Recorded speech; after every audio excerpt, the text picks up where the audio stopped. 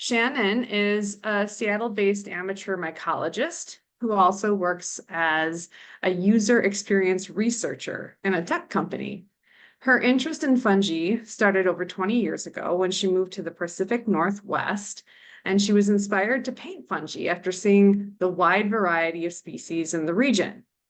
Today, she's more interested in fungal taxonomy, with a particular focus on the genus Cortinarius, where she's working on observing, collecting, identifying, and describing new species. She currently has over 700 collections in her personal herbarium and has published 4 new species. 700 is a lot. Over the years, Shannon has also been involved in teaching botanical illustration and fungal microscopy and is a moderator on several Pacific Northwest mushroom ID groups and maintains a website to support Cortinarius identification. So her Zoom topic today, just in case you haven't seen it in our posts and everything, is in fact going to be on the genus Cortinarius, and I can't wait to hear what she has to say to us. So welcome, Shannon. Let's see, can you all see my screen or not? I can. Yes. Okay. And I love the subtitle, Understanding is Possible. You know, it's funny. I actually put that as a placeholder. I forgot to change it. So we're stuck with that. So let me just check because I'm not seeing the normal view here. So I might just need to go and just reshare that because it's showing me something weird. Okay. Well, we'll just go from here and hope this works. So can I just check, is this moving now when I click? It is for me. Or Okay, awesome. Yeah. So the good and bad news is that the bio I sent you was a little outdated. And I currently have 1,500 Cortinarius in my office, which are all stacked up in that cupboard behind me and in boxes, and unfortunately also in the living room and under the dining room table and in various other nooks and crannies. So I am very much interested in Cortinarius, and I'm really excited to tell you about it. I've been doing talks on Cortinarius for the last 2 years, and one of the positive side effects is that people start to be interested and believe that we can identify them, and then they ask me to identify them. So I want to set up your expectations in the beginning correctly and say, I do not know all the Cortinarius of Wisconsin. And while I'm willing to give it a good shot, what I'm going to suggest to you here is a way to approach Cortinarius ID, but not expect to get to species in every case. We're just not there yet. And so, you know, when we engage difficult genera like this, with lots of species, lots of difficult to identify species, we need to give ourselves a break. You know, success does not look like slapping a name on it. Success looks like recognizing the mushrooms around you and knowing that's that, just like I heard you guys go, I know where that is, let's go see it. If you know what it looks like, you're already on the first step of Cortinarius ID. So let's kick off. I bet there's some of you here who are going like, what am I in for? So here's the approach I'm taking. I'm going to start off just telling you what a Cortinarius is, just so we're all on the same page. And then I'm going to talk about why bother. You know, why bother with Cortinarius identification? It's so often been neglected. It's so often been the spot on the ID table that doesn't have names, has lots of spuzz. So why now? Why should we bother? And I'm going to give you 3 different entry points. Because I work in user research, I'm very interested in how you can make things useful for yourself. And here, a lot of us are interested in eating. So I'm going to look at Cortinarius from the perspective of, can you eat it? Or what do you need to know if you're interested in eating mushrooms? The second thing is, how do we identify, you know, more Cortinarius and put more names to it? And I'll show you the problems that you're having in Wisconsin, because we have actually relatively low number of species identified right now. And then third, I'm going to introduce just briefly the new work that was mentioned, where we are proposing new genera for Cortinariacea and different groups, much like happened in the Belites over recent years. And I'll give you some ideas so you can learn more along whichever kind of path of this ID process you're at. Firstly, like, what is a Cortinarius? I think most people will think Cortinarius, it's Cortina. It's pretty memorable, right? If it's got the genus is named Cortinarius, you can remember Cortina. Cortina is a word for curtain. It's like a veil. There's only one genus currently before these recent proposal was in the Cortinariacea, but they all had, some of these features in common. So the original concept of Cortinarius is quite old. It was the type species for the broader genus is Cortinarius violaceus, which is one of the more easy to recognize and remember species, that big purple scaly one. And it was described by Linnaeus back in 1753. So just like, hey, we're out in the woods with our phones and we go, wow, that's cool. Linnaeus also was attracted to some of these memorable mushrooms, and it got described pretty early on. So you can kind of feel your companionship with these early mycologists who started to recognize things that were distinct. And Cortinariaceae are globally distributed. So let's learn more. What do we know beyond the Cortinarius cortina? So the veil is probably the most memorable feature. The veil is like that cobwebby structure that you see will join the edge of the gills, the edge of the margin of the cap, to the upper third of the stipe. So in the pictures you're seeing here, that kind of fuzzy, cobwebby, dusty looking pattern on the right over the gills is the cortina. On the one with the purple viscid example, you're having almost a universal veil. It's not a cortina, but it's a universal veil covering the mushroom. What else? So they grow on the ground. People often bring in sort of warm spored mushrooms, some of them with veils, and they say, is this a Cortinarius? There are a lot of things that grow on wood that get mistaken for Cortinarius. So check where it's growing. If it's growing on wood, it's not a Cortinarius. Third feature to look out for is the stipe. So the stipe is often slightly fibrillose. It's got texture to it. So if you think of a russula is often quite smooth. If you think of Entoloma, they have this sort of slightly glabrous look to them. Cortinarius can appear shaggy or almost as if there's a very fine silk pressed to the surface. And that seems subtle right now, but as you see more and more of them, that can become a really recognizable trait. It also can help you separate from Hebeloma, say, which might have a little more of a prunose upper stipe compared to the Cortinarius. Of course, a big deal is the spore color. Cortinarius have rusty brown spores, although in some cases they look more orange, and in some cases they look darker brown, and in some cases the gills won't even look like they're brown. But we're going to see examples and figure out ways that we can catch out cases where the gills don't look brown. And you'll notice on this one here in the lower right, it has that slightly orange ring.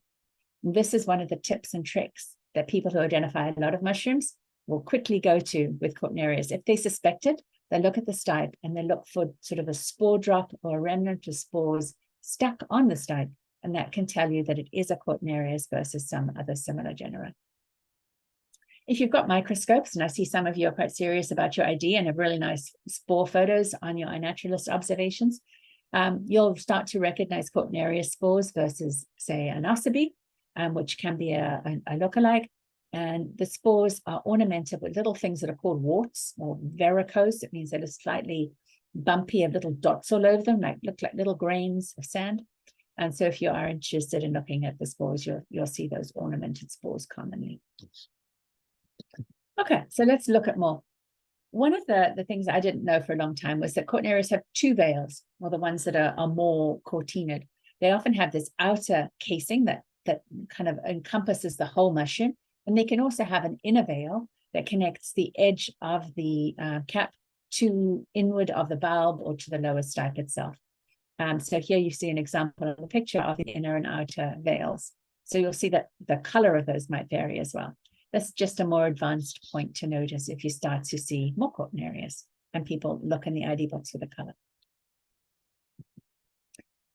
Here's an example. So this is a mushroom that we've seen that's a very beautiful, typical kind of Calinarius or a Cortinarius in the section Calicoi.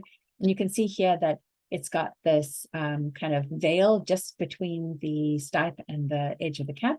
And you can also see that when you cut it in half, you can see the inner veil is there as well. And that's why you'll often see in photographs of Cortinarius that they're cut in half, because a lot of these features are only visible in section.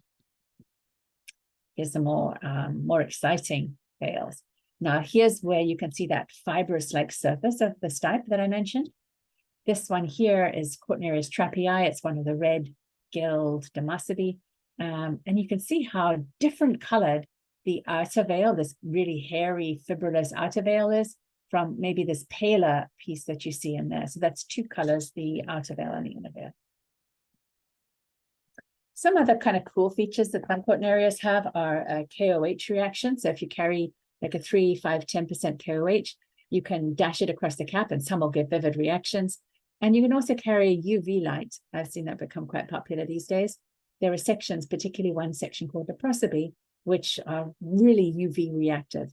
And so that can be a really strong ID signal in a small number of Cortinarius. I always carry a UV light around with me in the dark and put it in the dark after I get home and just see what kind of reaction I get across my whole collection. And we're discovering more and more kind of subtle reactions with UV.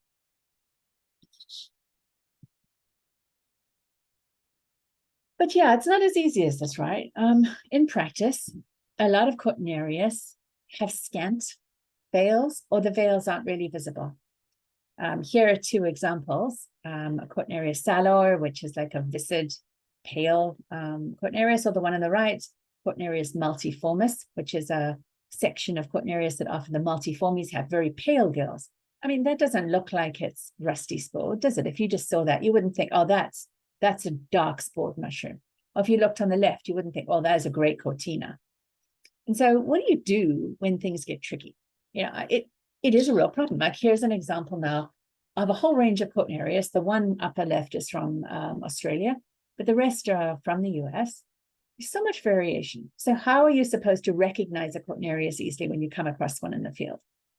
So what I suggest for us is to start to break it down. And some of the work that's going on with the different genera is going to help us, but it's too immature to be there yet. So currently, this is the big picture of that proposal.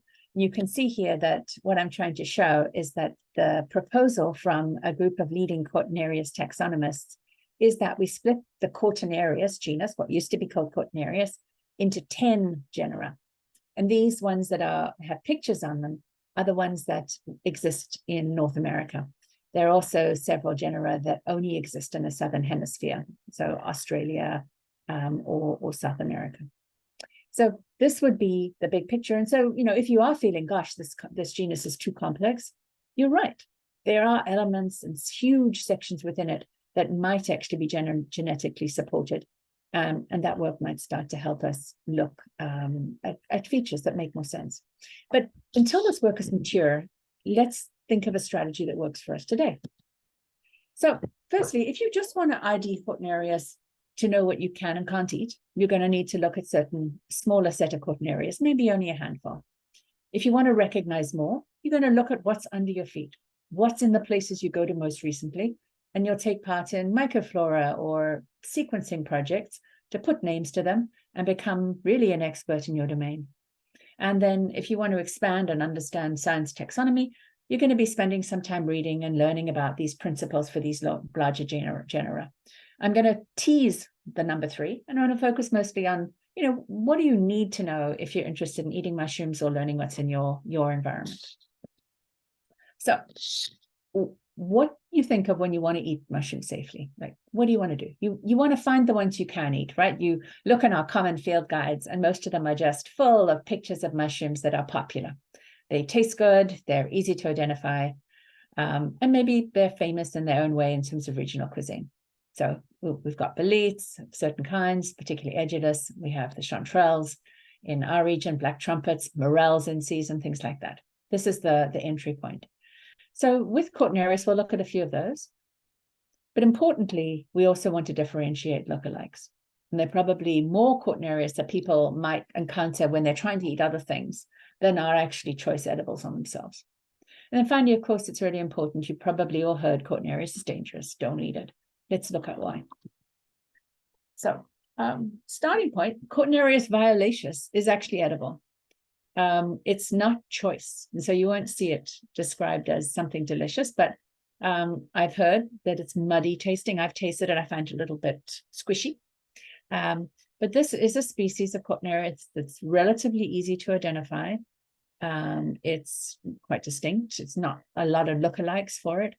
and it is a safe mushroom to eat. It's not hugely populous or common, and particularly in certain regions. But if you want to try something out and add it to the list of mushrooms you've eaten, this is a Cortinarius that you can probably do so with confidence.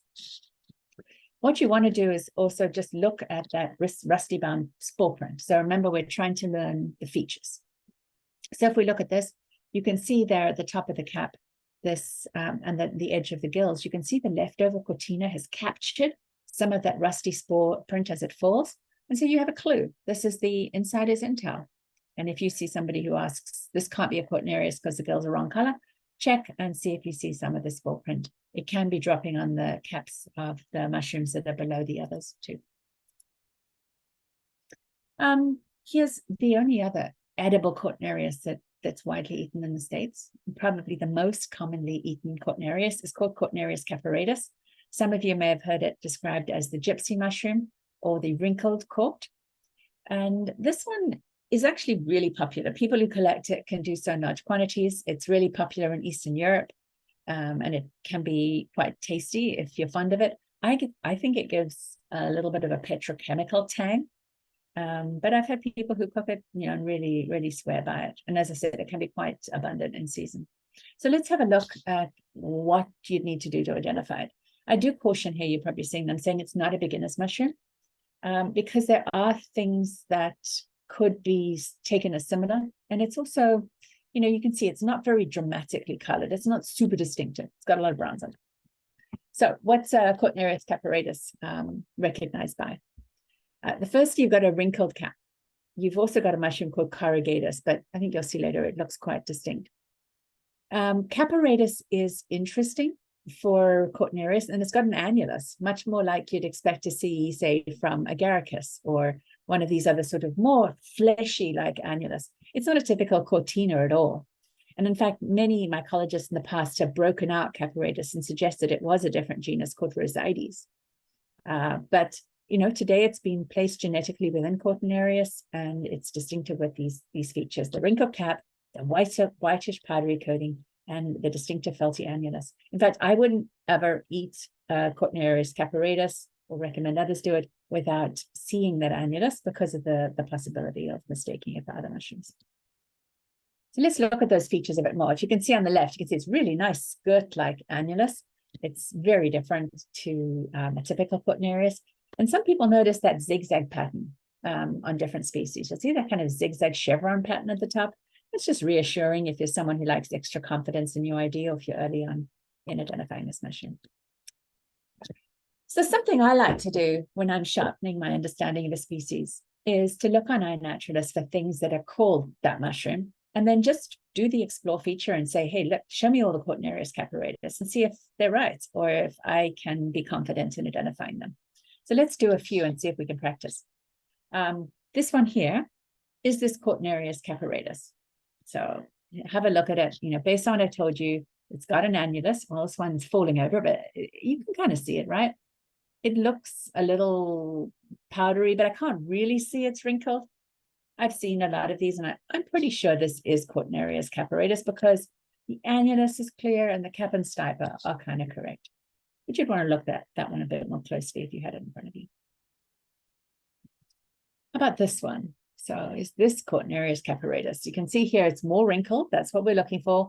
I think I can see those chevrons above the annulus, and the annulus is pretty felty and distinctive. So I'm pretty confident that this one is also Cortinarius caparatus.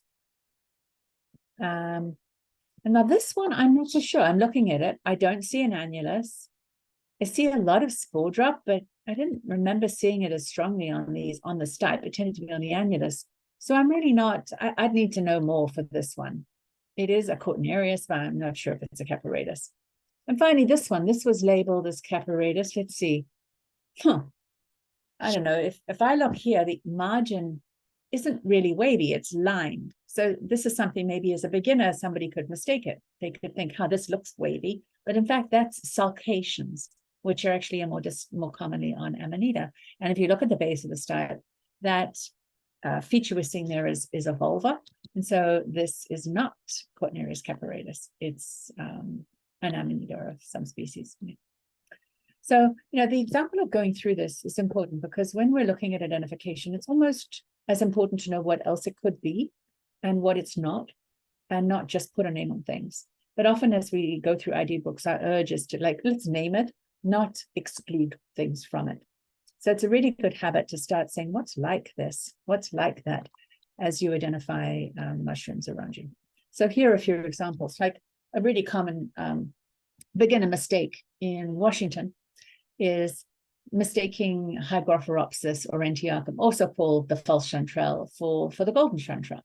And I've been mushrooming for about 24 years. And when I first came to Seattle and went out on my own after joining the club, I vividly remember picking up some orange mushrooms and thinking, is this a gill or not?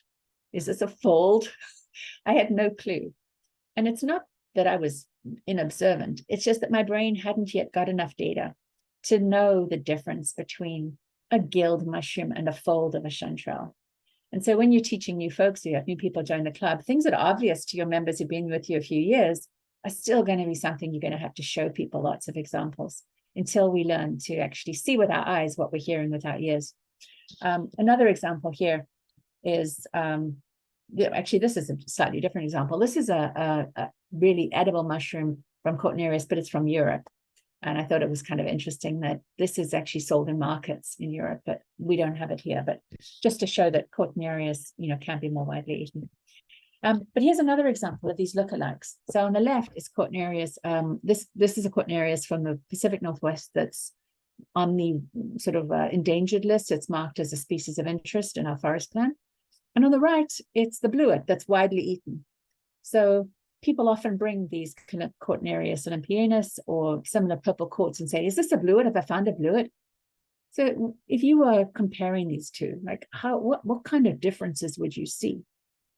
I think that's something that's good for us to ask ourselves. Remember when I gave you that tip again about the spores dropping on the stipe? Always a great place to start. Look at the stipe and see if you see any red-brown spore drop. If it's terrestrial with the red-brown spore drop, bit of a cortina, you're really in the ballpark for Cortinarius. Whereas the bluet will have a pale spore print, pinkish spores. And the last example that sometimes gets muddled is another species you have here, which is Cortinarius triganus, probably one of our most distinctive Cortinarius. It's bright purple, but people do still get muddled and think, oh, I found something purple I can eat, because they're focusing exclusively on the criteria thing they want to find. Cortinarius triganus is interesting in that I think it's probably the number one easy to identify Cortinarius, but many people get it wrong. I spend a lot of my sort of ID time on INA just fixing triganus. So I'm going to teach you some tips that you can always get this mushroom right. And then we'll repeat it a little bit later to see if you remember. Cortinarius triganus is purple. It's really shaggy on the stipe, so it's almost got a violet sock. Think of it's put on lilac socks. And one of the most interesting things is that it never has purple gills. A lot of purple mushrooms start with this kind of overall purple cast. And there are a lot of mushrooms that don't have purple caps at all that actually start with really purple gills that age out brown. But Cortinarius triganus, if you cut it in half, and please keep sectioning quartz, you make my life really easy in ID when you cut it in half. You will always see red-brown gill section, even young. So if you look at the one on the left, look at that orange-brown gill. And the actual flesh is orange-brown, this ochre red-brown color. So given this information, you can always identify Cortinarius triganus with confidence. Just section it in half. A purple mushroom, looks like it's pulled on a lilac shaggy purple sock. It's got orangey brown flesh, and it never has purple gills, even when it's young. Shannon, I believe our eastern species of triganus has a different name, if I'm not mistaken. Tell me, what is its name? Let me know. I will find that in a few minutes here. Well, I do have my Micro-Quebec book here, so let's make this a knowledge sharing, and I'll update in future. But there are also some undescribed species that are close to this, and I've had several mycologist workers in Cortinarius ask me if we see a purple a triganus that does have a purple phase, it will be a different mushroom. It won't be triganus. So you have a lot of Triganus identified in your area. So if we can go and fix that up, if it's not Triganus, let me know, and we'll need to do some remediation. Okay, I'll get back with you in a second here. I'm excited, Travis. Okay, so when I talk about edible Cortinarius, the third group is, what are the poisonous ones? And Cortinarius has a reputation because there have been deaths. They also have a long ingestation period before you end up with the signs of toxicity, and that's frightening because you're getting organ damage before you actually have, when you don't have any time to, be sick or go to the hospital or even know that anything's wrong.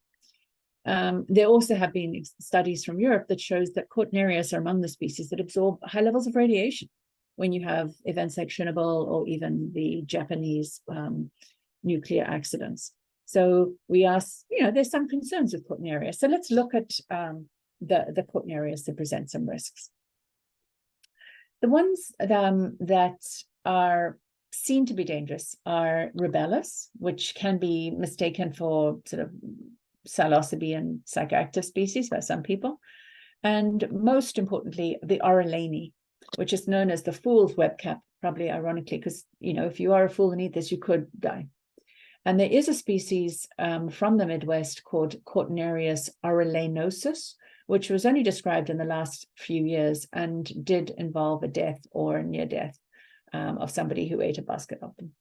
So keep an eye out for these very orangey red Cortinarius, and certainly, don't go trying them out for fun, because, we are aware that there is a highly toxic compound in some parts of the Cortinariaceae family tree. I have a name for you. Travis, give it to me. What is it? Cortinarius pyreodoris. Yeah.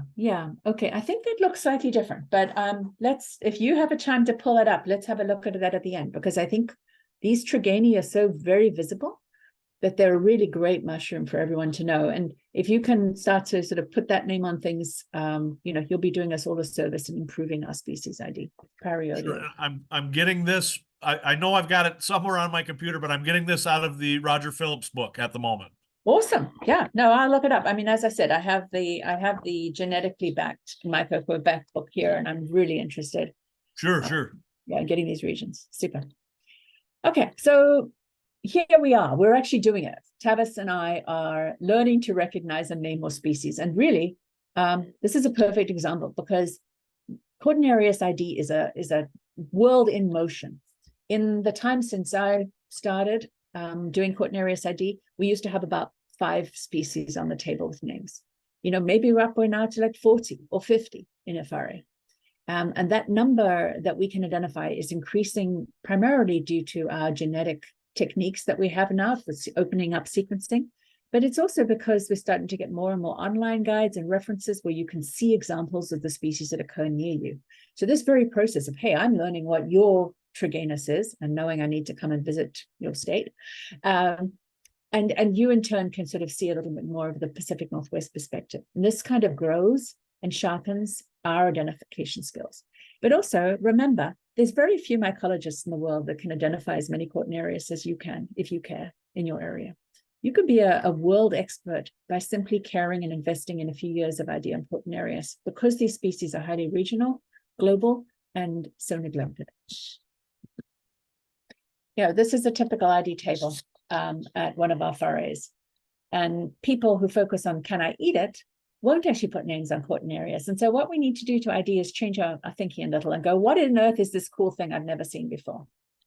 I did that, and I was told by our ID leads, don't put names on Cortinarius. We don't do that. It's impossible. And that was like a red flag to a bull, because as a researcher, I don't like being told you can't do things. And I'm hoping that there are others of you out there who also don't like being told, no, you can't do that. You can't ID Cortinarius, and take it as a challenge rather than as a sort of a sign of defeat. So I said, why not? And it took a while. It took me, I'd say there were 5 years I wasn't doing much, because ID books don't do many Cortinarius. One of our big problems is we really don't know how many courts there are out there. We don't know how many are in Wisconsin. We don't know how many in California. I've been trying to make some estimates. So in the Pacific Northwest, probably our most comprehensive ID book right now is Christian and Noah's Mushrooms of the Redwood Coast. it mentions 102 species of Cortinarius by name. Okay, so is that, do we have 102? Well, that includes oak habitat that we don't really have in Washington, so maybe we only have 80. But when I look at INAD in Wisconsin, only 33 species of Cortinarius are named. So maybe, do you only have 33 species, or are they just so difficult that we're not putting names on them yet? I think it's probably the case, because what data shows is when we looked at the sequencing records that Danny Miller and myself and others have been compiling, we have 400 species of Cortinarius in Washington, Oregon, and Northern California. 400. So we have 100 in our best book that doesn't even really focus on our area, and 400 sequence-wise. And in fact, the book that I started learning ID from had about 10. So there are headwinds for you. It's not easy. And we need to start sort of pushing that envelope and producing the names and identifications ourselves. So how do you do it? You're wanting to sort of head out beyond the limitations of a guidebook. What is the identification strategy you can use with Cortinarius? What I suggest is you have 2 plans of attack. Number one, you learn distinctive species. So I talked about Violaceus, we talked about Pyridoides or Triganus. These are distinctive species with a little bit of reading and putting a bit of practice into place. You should be able to recognize them. They're seen really often. They have notable features. Maybe there are few similar species, although, as you've seen with this example, we're always learning. And maybe it's a mushroom you just feel is beautiful. Personally, I actually got involved with Cortinarius because I found them attractive. I love the look of the viscid caps, the bright colors. They're largish and often distinctive. And they're quite different to other mushrooms when you start to look at them closely.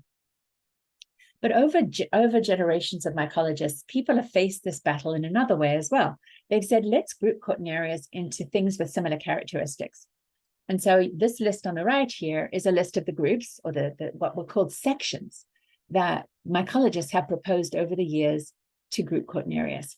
Phlegmaceum, these are larger mushrooms. They often have nice white firm flesh, and they go yellow with KOH. Mixaceum, these are mushrooms that have a viscid cap and a viscid stipe. Telemonia, these are hygroscopous, often tones of brown, dry, sometimes at different amounts of veil. Bulbopodium, big bulbed mushrooms. Demosobe, very brightly gilled, like skinheads, slightly furry on their caps, with really vivid gill colors and useful for dyeing. And leprosody, the ones I showed you that you can shine a UV light on and they go brightly reactive.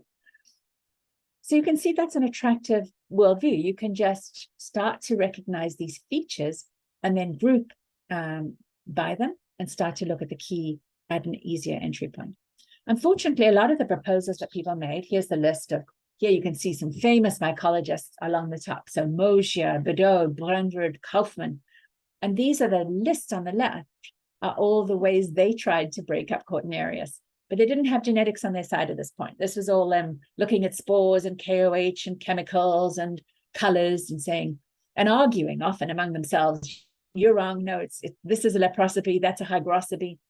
And we were really quite stuck in Cortinarius before we entered the genetic age, because these kind of debates were all about subjective need, much like, if you're teaching kids in preschool, group all this fun pile of things in a different way. And some kids will group the animals together and some people will group the pink things. And it depends on the characteristics you chose. So where we'll come to in the end is the genetic proposal, which is cleaner in some ways, but doesn't solve some of these more appealing taxonomic and observable things, because what we found is that some of the features that look like they're similar actually occur in multiple places in the genetic tree. So, for example, things that have slippery stipes might be in very different sections than they appear. So what I'm going to use is those 2 strategies. Look at the common things and then look at the groups. And we're going to just look at the 10 most reported caught species on INET in Wisconsin. Because these are things like, I don't know exactly what you have there, but these are things that people say they've seen. So let's dig into these and learn a little about ID. So we're all on the same page, at least with these kind of common species. So let's focus on first. We talked about a few of these, so I'll cover those more quickly. The ones I'd covered already was Violaceus. Remember, that was the type species described by Linnaeus back in the 1700s. very purple furry cap, and it is edible. And Caparatus, remember that was also an edible species, has the annulus, slightly wrinkled cap, and powdery. Interestingly, I noticed when I looked at violaceous identifications on INAT in Wisconsin that you have several other species in the Glaucopus group identified as violaceous. So there's a very dark colored Glaucopus that I think I can pull the name up in a minute. It was identified in Micro-Quebec. I don't actually know it myself, but you can see that it's not violaceous because the cap is really smooth and slightly streaked. So when you do get a very dark overall purple mushroom, don't only look at violaceous, also look at this Glaucopus. And I think I've identified a few of them as this, proposed that name. I may be wrong. So, but it's certainly not violaceous. It's a glaucopoid or a purpuricenti. So watch out for that similar, very dark overall purple mushroom. So the next purple, and let's just keep going with purple. When you look at INAT, a lot of what's observed is biased because it's what we find attractive, right? It's things that catch our eyes, things that people in general find attractive. And Cortinarius iodes is really beautiful. It's quite abundant and it catches people's eyes. So does Triganus. So let's quickly look at these purple mushrooms. Iodes, violaceous, and Triganus. This photograph here is a collection of purple mushrooms I made while I was in Alaska. And there are actually 4 species of purple Cortinarius here. And I'm just showing it so that you can start to recognize how many purple Cortinarius there are, because you've got Iodes, which isn't even in this picture. You have Purpuricenti that's not in this picture. But also start to see the differences between them. So firstly, look at these. They are not purple in all parts, right? I hope some of you could recognize that there's one here that has orange-brown flesh. And that would be the one, based on what I told you, it's Triganus, right? You might also notice that one of them is more viscid, more shiny. Those 2 on the left are shiny, versus the one on the right that are kind of dry. And so that would tell us sections. The ones that are more slippery and shiny are the Mixacium and the Purpuricenti. The one on the right are members of Telemonia. So this is one species. This is undescribed Cortinarius in the section Delabuti. I'm calling it affiliated to Cortinariacea. This is Cortinarius occidentalis, which is the West Coast Purpuricenti. This is Camphoratus, which is you have it, I think, in your area too. It's a very heavily covered, very highly veiled, pale, large Telemonia with purple young girls and a strong smell, and Cortinarius Triganus. And you'd also be guided a little bit by the smell. So Camphoratus has a strong odor.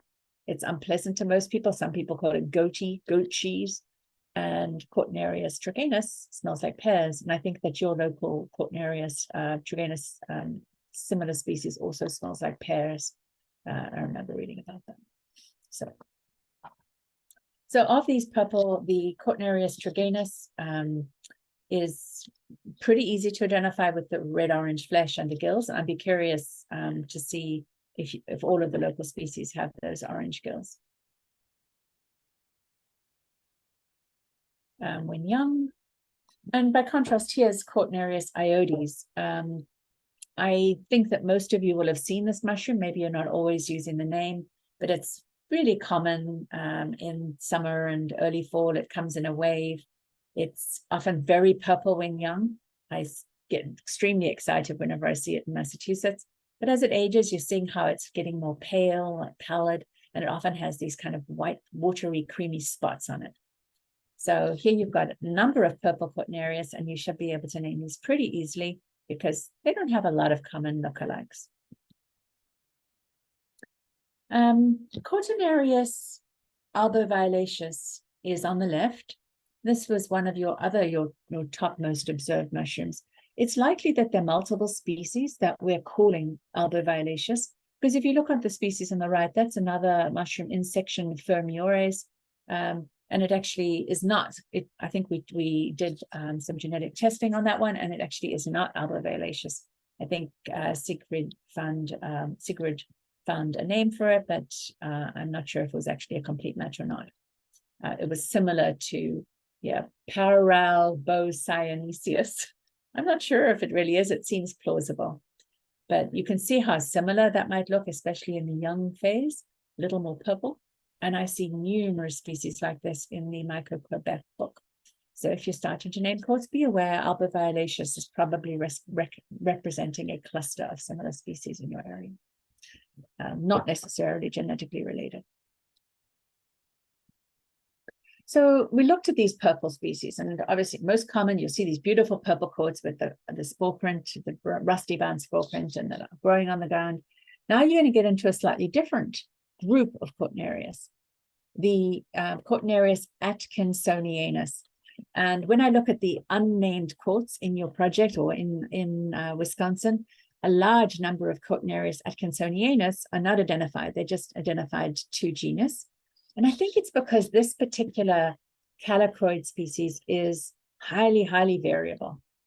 So I'm going to show you a few examples. This one was observed by, I think it's a person called Ian M. Walker. And you can see here on the left some of the distinctive features, this yellowy olive gill color, and this beautiful, almost like a warm bread cookie-like cap on this one with a bit of the yellow left over, but it's browning out as it ages. Now, this mushroom can also look luminously olivey yellow as the cap, bright, bright yellow. I use this photograph because I don't have many collections of it myself. Here's the one I got in Quebec. You can see it's kind of similar, but you know, there's a lot of differences with this one. Mine is really viscid. It was rainy weather. The gills look bright yellow. You don't see the kind of yellow veil on it as much. And I think this one does make it difficult to recognize. But I looked at the Kaufman's notes on it today as I was preparing this. And he does mention, and it's a really notable feature, this is a variable mushroom, and that the gills have this one really interesting feature. They are often purple at the base and yellow at the edge of the gill. So if you're thinking of the gill as a blade, the piece that attaches to the cap is often purple. It can be purple fairly far down, but it yellows out from the surface of the gill upwards. So again, big plug for cutting mushrooms in half, because you can start to see the section of the gills and how they look at different parts.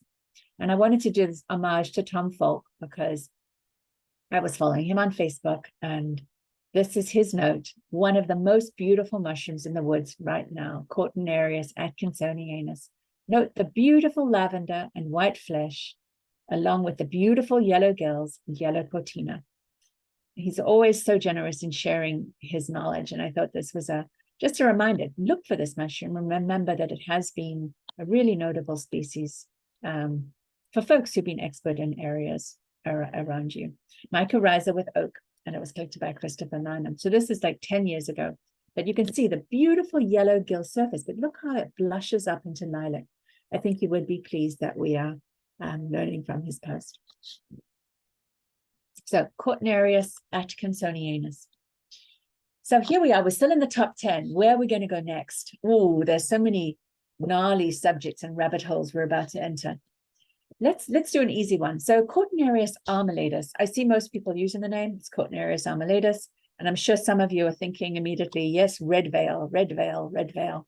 And that's what I want you to remember.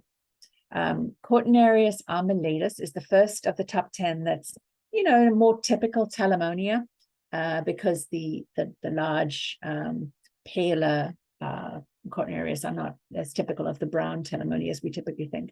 But section armillati, Cortinarius armillatus has orange veil bands, and it often has that orange scaly cap look. You can just see a little bit like an armillaria.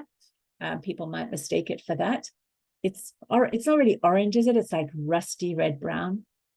And when we say veil bands, if you look at the line, there's a little orange line on the cap, on the stipe. What's happening there is the universal veil is our orangey brown veil. And as it splits, it leaves that band of orange veil material on the stipe, and there'll be some left on the cap. And the upper third of the stipe is pretty clear and pale.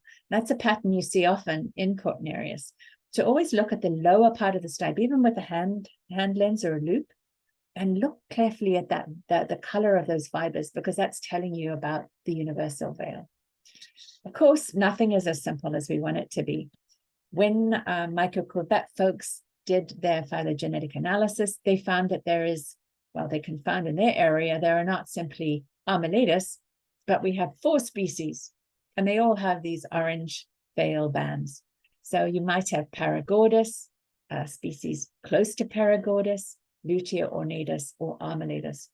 And you can look up, again, this sounds difficult, but it's not really. You go and you find the orange veil-banded species, you learn about how to differentiate them, maybe you sequence a few, and you'll pretty soon be confident in saying, oh, actually, we have Paragordus out here in Wisconsin. Oh, that's a Paragordus, and that's a Lutea ornatus. These are not impossible challenges, even though Cortinarius has a bad rep. Because look at this beautiful thing. It's got orange veil bands. It's got this orange scaly look overall. And, that's certainly something that could be, it's within your wheelhouse to identify within a season or two. Not so much for Cortinarius semisanguineus. So I don't know whether you have much of a fiber arts community out in Wisconsin, but here in the Pacific Northwest, we have a lot of folks who love dyeing with dyeing wool and yarns and silks with these bright red Cortinarius in the section Demosabe. And here on number 7, we have Cortinarius semisanguineus. Unfortunately, there are many, many red Cortinarius around the world. Well, fortunately, if you think they're beautiful like I do. But when you look at them as a group like this, you'll start to see there's like subtle differences. Some are yellowy, that one from Australia. Some have more yellow stipes. Some have more yellow caps. Some more red overall. And these features are not always consistent. There's a lot of regional variety.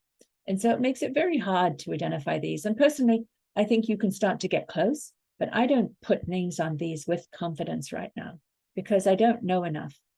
Does that mean I ignore them? Not at all. It's a challenge, right? This is the red flag to the bull. These are our red flags. So what do we need to do? We need to collect them, lots more of them, and sequence them.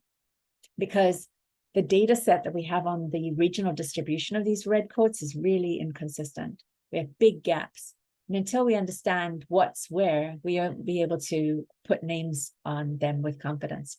One of the reasons for that is that they don't, they have a lot of morphological variation within a genetic species. And we're not really sure which is which. When something has a red cap or yellow cap and it looks to have similar ITS, is that the end of the story or not?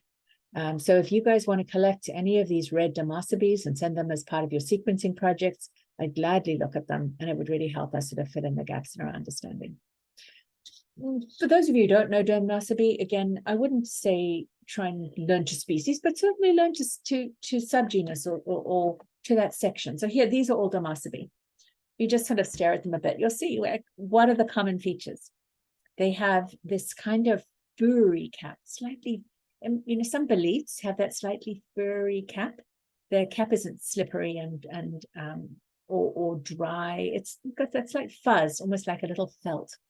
So they have that cap, and derm means skin, cybe head is derm, cybe heads are skin heads. And they have very brightly colored gills when young. But you do need to collect young specimens because as they age, the gill color can become brown, universally browning out. And that's a problem with all Cortinarius. It's okay for genetic purposes, but you don't learn much from ID if you collect only a mature specimen.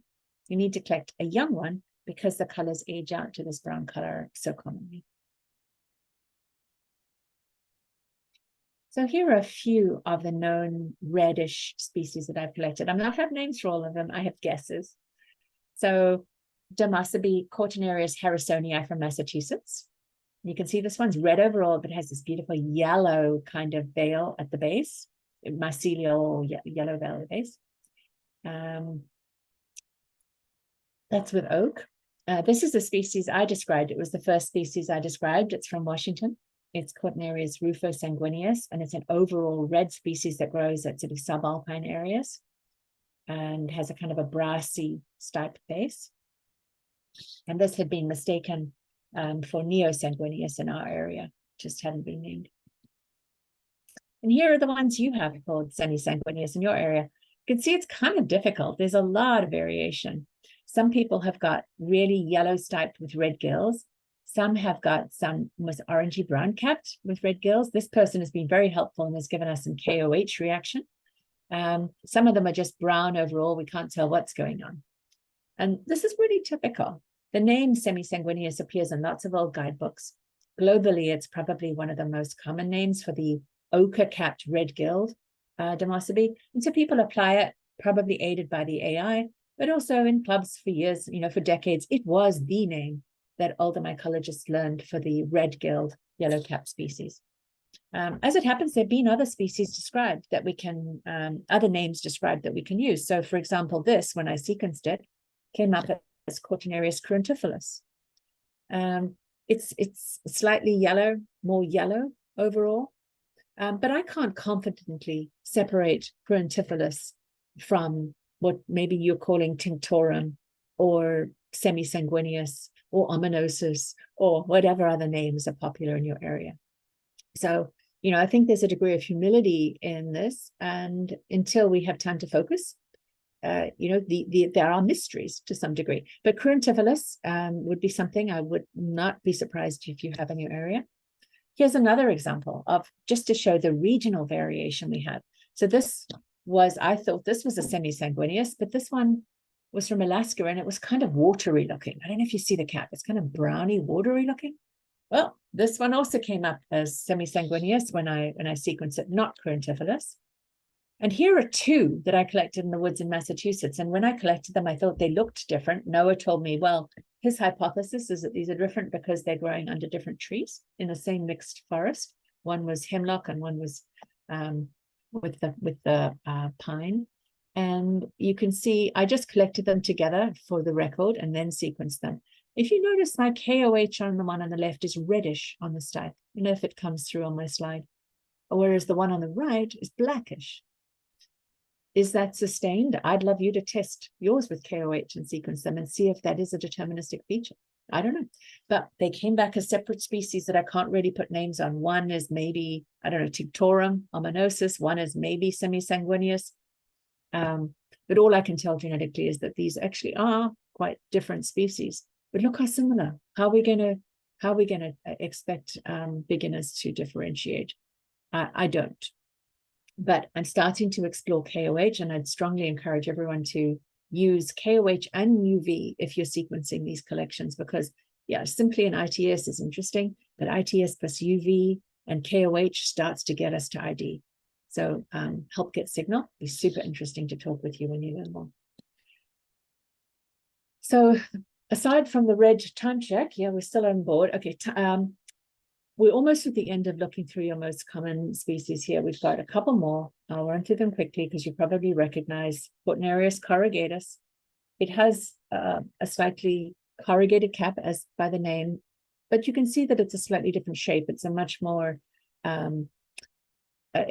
elongate, dark gilled mushroom. It has that sort of gray young gills, grayish, powdery young gills. It also has a browny orange stripe base that is really different compared to, say, Cortinarius caparatus, which is the other curvy, wrinkled capped species. And this is super abundant in early fall in some regions of the Northeast. I'm not sure how abundant it is in your area, but it's pretty widely identified. So Cortinarius corrugatus, a corrugated capped, quite acute umbo. The gray pallid gills are really distinctive. I like seeing those, and this sort of orangey bulbous base. Make this a relatively easy mushroom to identify once you've done it the first time. I mean, very few mushrooms is just super easy if you haven't seen them before. I'd probably put this on an easy to learn list if I was doing a Cortinarius ID program. And finally, another distinctive top 10 in the Telemonia is Cortinarius distans. Distance is Telemonia. Again, Telemonia just for the groups. Remember I mentioned that we're looking at some big categories, big groups that are easy to recognize as a cluster. Telemonia are famous. If anyone here has been a birder, I normally say, hey, any birders in the room? If anyone's been a birder, the things that people call LBBs, this is the equivalent to the group, the little brown birds. And they are hygrophanous, a lot of tones of brown, really hard to identify and have been very neglected. they're my favorite because such a high hit rate for novel species when you collect Telemonia. You know, one area I collected almost every Telemonia was a new first record on GenBank. And increasingly, we're just finding this is such a profusion and abundance in this genus, and we haven't collected them. So be careful, because if you are collecting, they could easily have a mixed collection. There's a lot of subtlety. So try and collect in not a, you know, if you normally do 5 feet for things that are very distinctive, try and keep it in a really tight geographic area. And it's important, really, really important Telemonia to get a young specimen and the young gill, because they change so rapidly. You need it in field. You can't take this home and then do a nice setup, or they'll have changed color. Dr. Amirati, who works out of University of Washington, one of our leading Cortinarius taxonomists, told me just what I've learned over time is never collect an old Telemonia. Always photograph them in field. He was recalling stories where he, you know, had gone out collecting, and Smith used to look at his basket at the end of the day, and everything that was a Telemonia, he'd say, throw it out. No hope. He says, you know, now we have hope with the genetics, but just to recognize, again, give yourself a break. Collect, but don't expect to put names on things for a while. We'll get there. So here, just an example. So you know what I mean? 80. Here's the Telemonia, the latest type paper on Telemonia that came out a year or so ago. 80 sections, not 80 species, 80 sections. So each of these little tiles is a section with multiple species in it. So, you know, when you're feeling contemplative or meditative and you want the hill to die on, here it is. Look me up when you started. Each of these represents a section. It's on my hit list this year to learn like 5 sections so that I can start to say, oh, that's not to put species.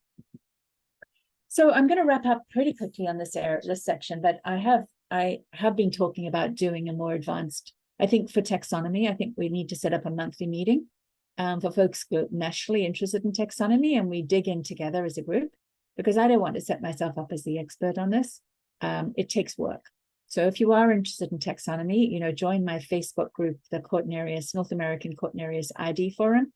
And I'm going to post, you know, just a time for us to get together, and maybe every month somebody from a different region present their Cortinarius, and we just start to get to know things. Just as I've learned from Travis today, we need to start to sort of come together as a Cortinarius community if we're going to make a lot of progress in our area. There's just too many in our region. There's just too many undescribed species.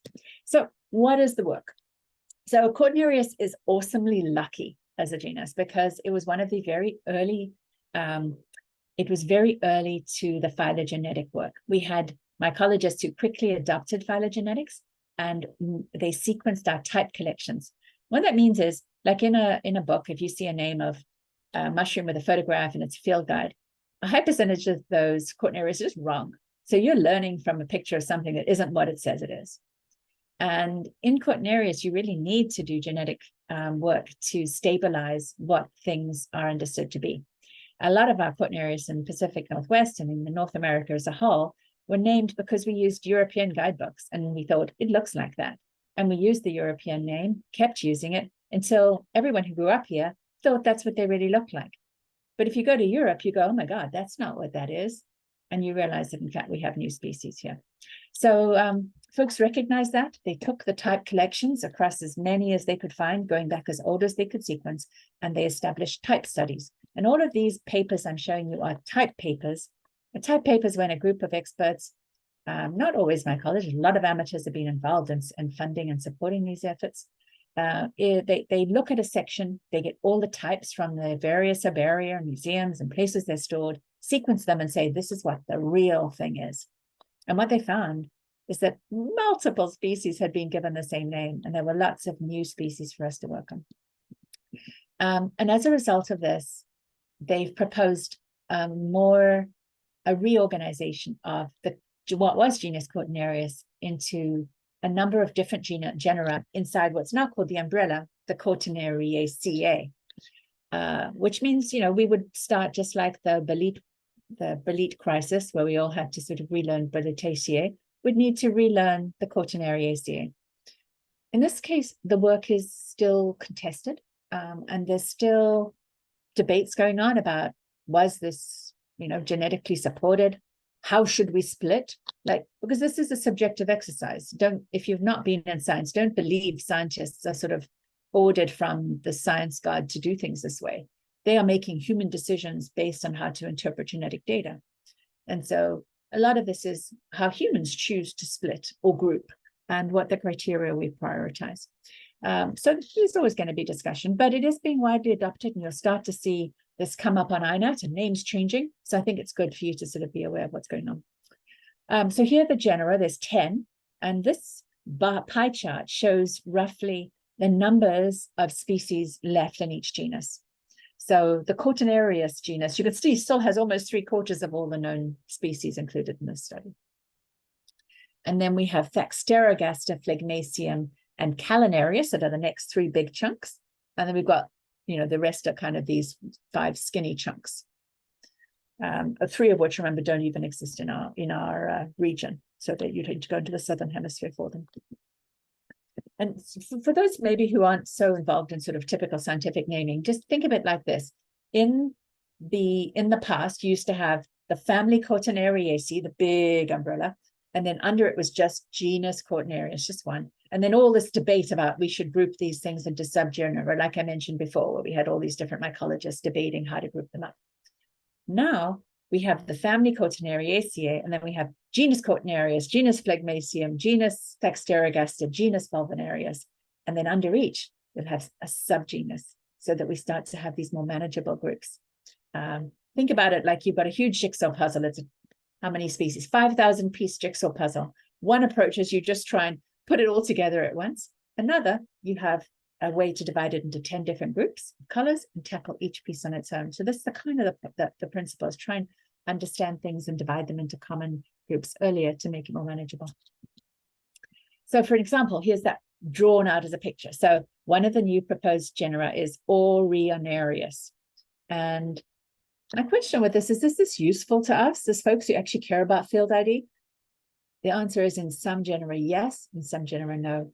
Cortinarius as a group is just still too huge, but Cortinarius, if you look at this, if I was going to say to you, hey, tell me about genus Cortinarius, I think from this picture you can see it's kind of orange, right? It's orangey, it's kind of glabrous, it's got a slightly paler stipe. They don't have very visible cortinas. And there you are, that's enough. That's useful for you to start to recognize Cortinarius. And you can see there's several sections. There's Callistae, there's Calibiani, and some of these are Southern or New Zealand genera. You won't see them here. These are photos at the top from Noah and myself in New Zealand.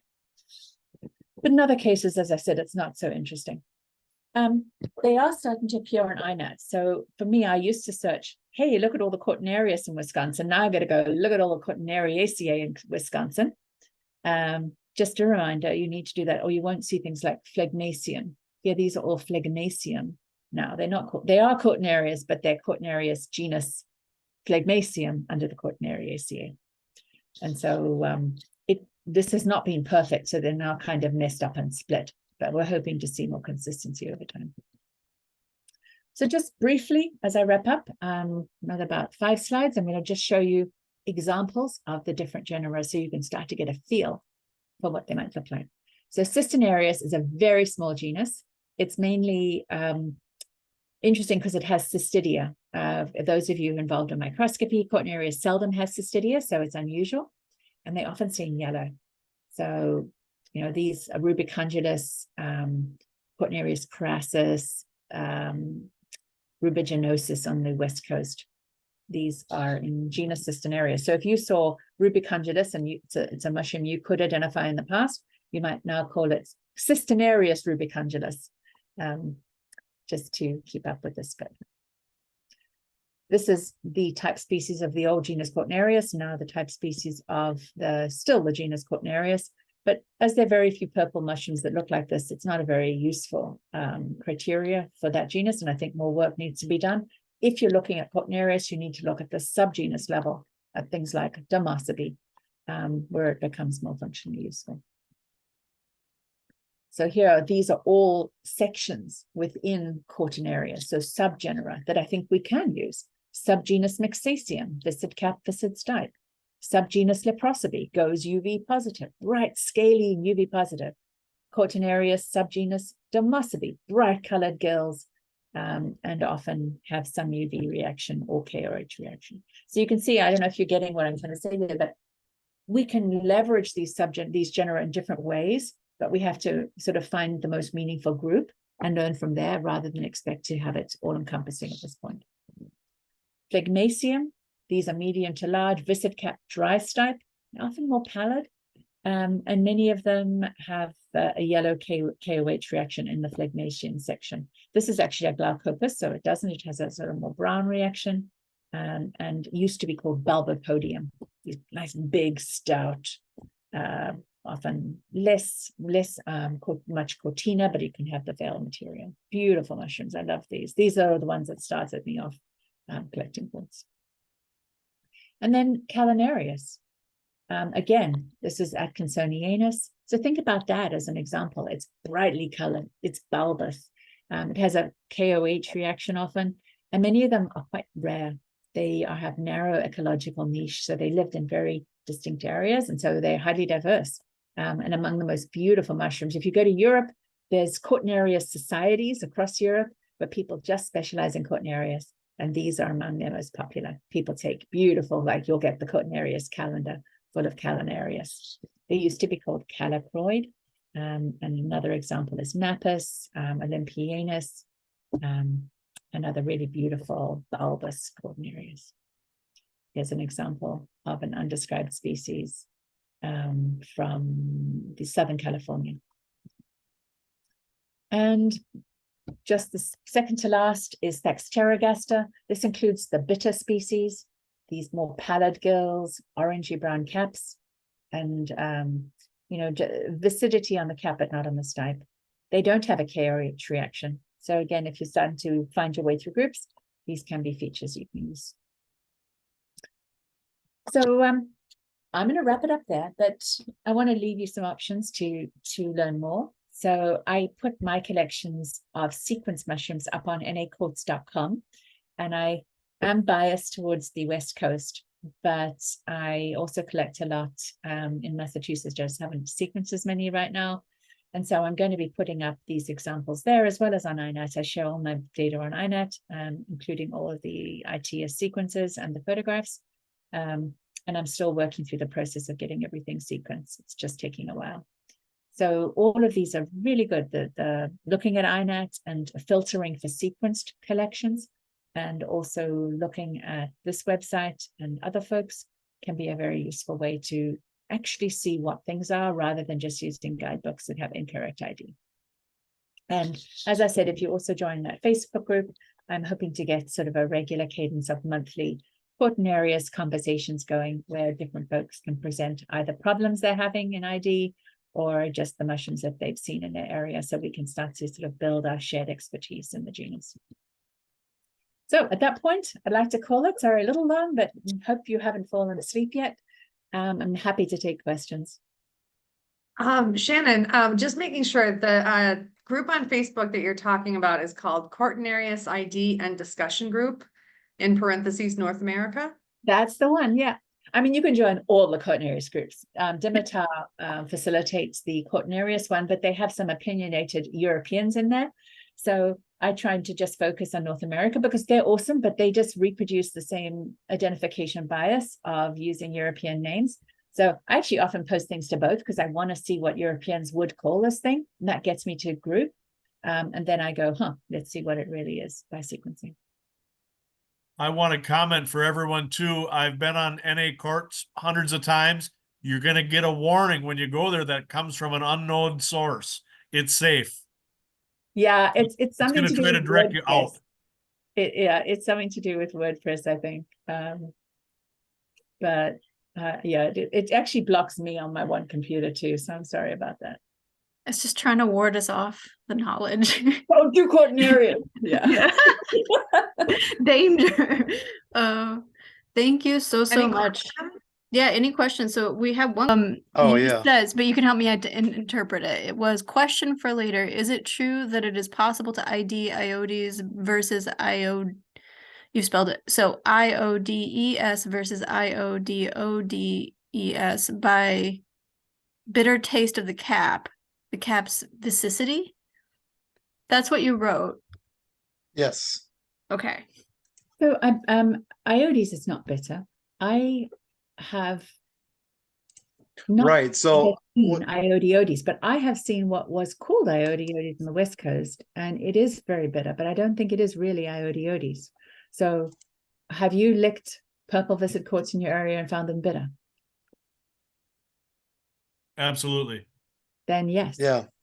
Yeah. So what I was told was, if you lick it and it's not bitter, it's Iododes. I mean, if it's Iodes, and if it is bitter, it's Iododes. So this is an example. So I'm really an expert in quartz, probably around here, but certainly West Coast. I don't know. And I'm really confident saying I don't know, and that doesn't make me stupid. So this is what Cortinarius needs right now. It's you to sell me. I know this because I have these mushrooms in my area. And what I'll do is I'm going to go and check that, because I don't believe anything anyone tells me about quartz, because there's so much misinformation out there. So I keep a very large journal database.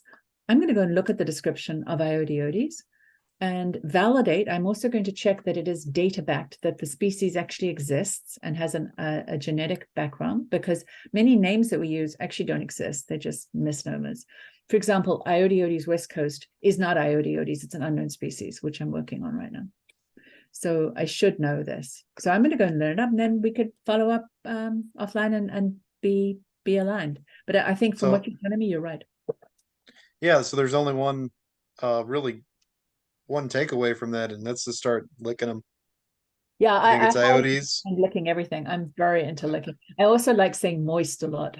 Those of you who may have heard me talk, I know some people find moist offensive, but Cortinarius, you got to get close with the moist. We'll take that away in our hearts forever. And if you name it, please do not name it Iodiodes, because I find it very, for some reason, that type of difference in name I find extremely difficult to say. Yeah, no, that one. I agree. I know I'm thinking of something simpler. Thank you. So if we can put in a word, I feel like I'm praying. It's actually Xerogaster. It's like a vibratilis. I think it's in the vibratilis, which doesn't look the same, right? But it's that really sharply bitter taste is distinctive. So did anybody else want to unmute or put question in the chat? People are thanking Yeah, that was a wonderful presentation. Thank you. Oh, thank you. I really love this stuff, and I really want you to all feel more empowered. You know, I so often with taxonomy, you end up feeling the presenter's smart and you're not, but this is not the case with Cortinarius. It's a case of there's a wide world for us to explore together. We have a question from Todd Osmondson. Also, I agree so much. But Todd is asking, I recall the Thaxtherogaster as a sectoid fungus. Does the new genus include species phylogenetically related to those taxa? That's so interesting. Yeah, so they've actually replaced the type species as now Thaxtherogaster magellanicus. It's a South American species, but yes, the original one was secociate, and no, they're not actually related. There was some problem with the type, and I can look it up, but they have established a different type for Thaxtherogaster that is not secocioid, and it's not closely related. But what is the example pinguis, it's actually, they found that is actually related to the Mixaceum. It's got the purple viscid gluten on it. So it's really interesting that the form of being secocioid is not a genus or characteristic at all. It just secocioid species could occur in multiple genera. And Todd says, interesting, thanks, with exclamation. Go ahead, Walker. Think of one other question. So all quartz are, mycorrhizal in nature, right? Yeah. What's your of known associates, what's your most common out of oaks and pines, and then what's the weirdest oddball that you know of as some weird shrub? I often think the rose family is not a typical mycorrhizal associate, but there are quite a few that are. Somebody here, one of our botanists, can remind me of the rose, but the shrub roses have some Cortinarius associates. I think I mostly the most common associates I see are pines and oaks, hemlock. Out here we have a lot of the pseudo-sugas that are associates, but willow is another one. In Europe, a lot of the most interesting and beautiful Cortinarius are with oak, and so people really favor the oak habitats. But yeah, they're quite. What I don't find it with is things like the maples. It feels really sad. You're in these beautiful big maple forests. It's no associates there, but oak. I would say go to oak, go to pine, fir, and maybe willow. It's the most likely to find Cortinarius. And then subalpine, you get some really interesting associates with the dwarf willow as well. Any apologies here, feel free to correct or add to what I've said, because I'm really not. I follow the quote, and so I don't know where they're not. Marissa Dorn in the chat said something great. It's next time I go on a date, I'm bringing a dozen rose associated quartz instead of roses. That also sounds like a great Valentine card. Here, I found you these instead. Aren't they pretty? I had a quick question. I noticed on one of your slides about Cortinarius violaceus that it said that it might be truffle forming. Was that? No, I don't think. Did I hallucinate that? No, they. I don't think so. No, I must admit that I must have been a misunderstanding. But there is I did say there's an occult form of Cortinarius violaceus. Maybe that's what I meant. It means that there's something that we commonly mistake it for doesn't have the kind of the highly scaly fibrillose cap. And so I actually need to find that again, because it was in Myco Quebec that I learned about it. It's a glaucopoid. Are you guys using this Myco Quebec book, by the way? I have it online as a PDF. Yeah, I just printed it as a present for myself. It costs like $40 at Kinko's, and it's my favorite thing ever. It's free PDF on Myco Quebec. You can download it, and it was just such a pleasure to have it physically. I don't know. I find books more accessible in PDFs, and so if you want bedtime reading and you don't mind a bit of French, you can put it on your list. Is the book in French? Yeah, the book's all in French. Okay. If you have Google Translate in terms of you can use it. You can at least go to the picture and be like, aha. Yeah, but they share their data very widely. So they have an English version on the website. You can nice. change language. No, I'll have to. Well, I'm not going to print anymore just now, but thank you for that heads up. I didn't know that. Davis, did you want to go into when you go to their website, it asks you to choose language. Oh, that's new. I swear it wasn't when I did it when it first came out. I've seen that. I had a lot of trouble trying to download the English one, but I had no trouble downloading the French version one. So maybe that was just a me problem. My version downloaded is French, but when you go to the website, you can choose English, and then the whole thing is in English. Oh yeah, but the book is only in French, I think. Right. Yeah. No, I just wanted a book, but I do use their website really often to compare species when I find out, particularly if you get. There's a whole workflow you need to figure out if you get an ITS from a court, because people often don't know how to get a name once they get ITS. And so, because a lot of our species are mislabeled on GenBank. So you might find something, the top 10 records will say it's something, but it's really not. So we need to compare against the most recent publications. And in doing that, I often find myself at Myco Quebec because they did their analysis more recently. Could you potentially put the link to that in the chat? Yes. You know the website? He has actually. Is this the? Oh, is that it? Or maybe that's something else. No, that's rose associated quartz. There's a paper on it. Oh my God, I haven't got that one. Thank you. This is the best collaboration. I swear. I feel like I'm taking a lot back as a presenter. Actually save that because I don't lose it when I get this off the Zoom. Wow. Yeah, I need the link for that Quebec book. That seems awesome. Yeah, we need to share it out. I don't know if anyone's a online sleuth, but it's just Myco Quebec. I will be able to send it to Myco Quebec, Raya, or I can send it to someone afterwards to distribute to the group. Yeah, the book is called Repertoire des I Cortinarius. found it.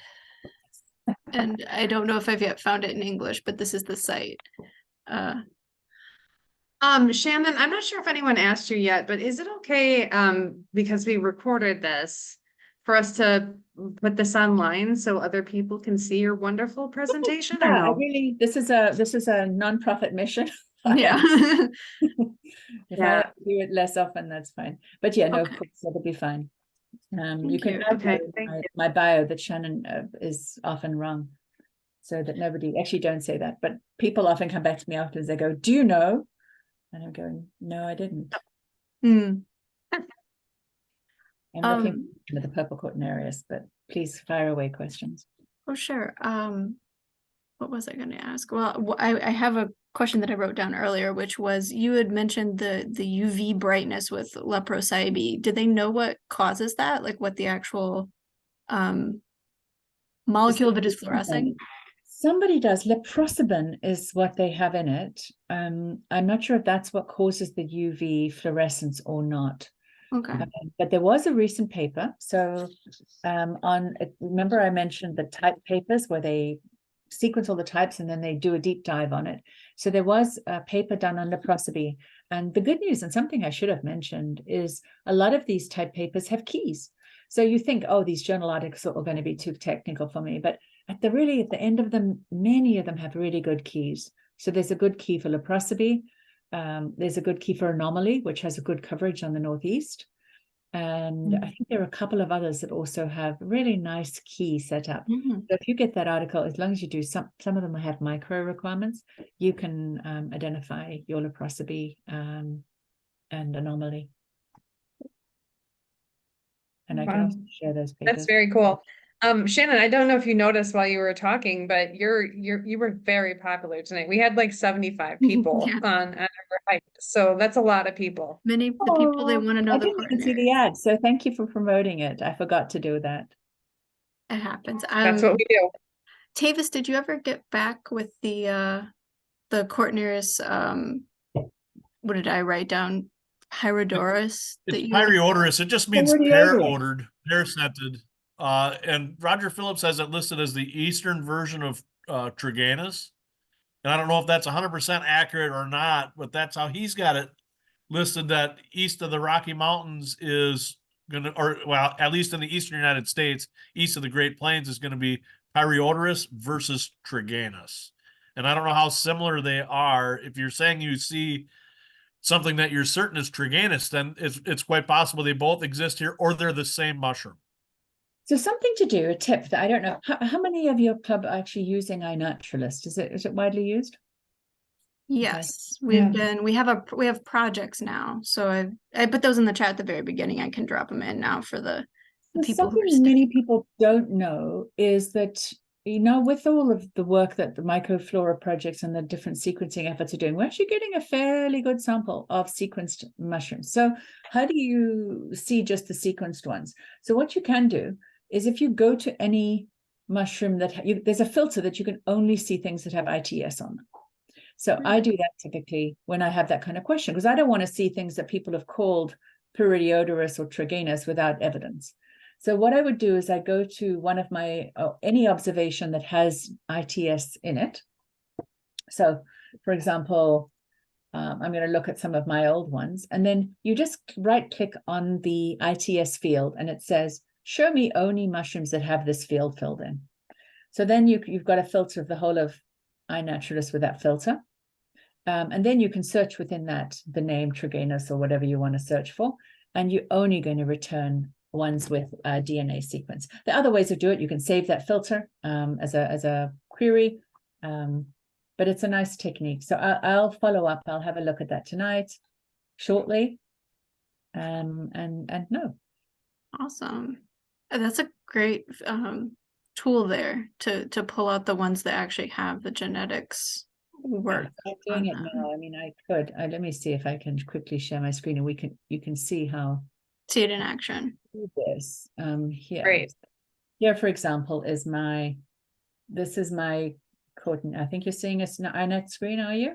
Yes. Yep. I am. So this is Cortinarius trappii that I found. And when I go down, you'll see I have an observation field here that gets put up by these sequencing folks. So if I click on that with my left mouse, it'll say observations with this field and value. So if I did that, I would see all other mushrooms with Trapezius ITS on it. That's not super useful because often there's a bit of variation. So I want to say observations with this field. And now it's going to pull up in the world all observations. There's 31,000 things with this field, but I don't want to have everything. I want to have Cortinarius triganus. So I'm looking at that, and you can see there's only these, and I'm looking at a map to say, my question is there anything in the Northeast? Oh, yes, there are. Look, I'm zooming. Well, if I zoom in, these two are sequence verified triganus. So let's see if they actually are triganus or not. So if I click on this one, this is a webcap from New York. And I might be wrong, so let's check. It says, yes, it's got the ITS on it here.